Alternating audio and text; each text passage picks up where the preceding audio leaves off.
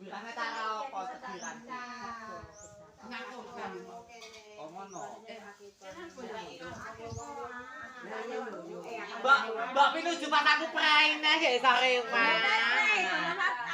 Apa jenenge? Sapane? Arep belian Dok ya belian kan prai. Iya Kak. Oh, ya pas usum Pak.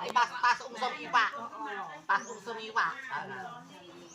Mak, Apa? kowe kuwi lho wong lanang kok ya rewang iki. Alah jadi wong rewang ku kan gak lanang kan gak wedok ngatan gunung ae ya wong lanang ya do rewang naliki kambil golek godhong Kak. Ora apa-apa. iki wong lanang nganggo daster. Kowe lagi selir. Wong wong ndi wong Filipina kan lho wong Nigeria kan ya nganggo daster ya.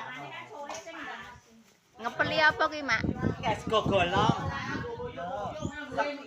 Gogolong.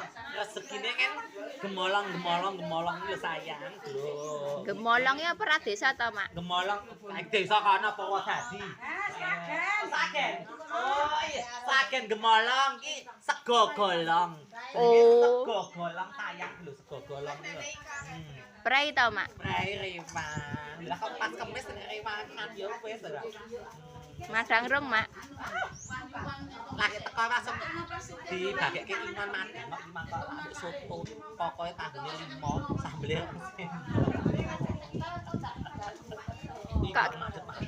Kok ketok lemu ta, Mak, saiki, Mak? Kok ketok lemu? Aku sayang koyone telat petang sasi aku kok. Yo alah. Aku bang diperkosa karo sopir truk ya lho.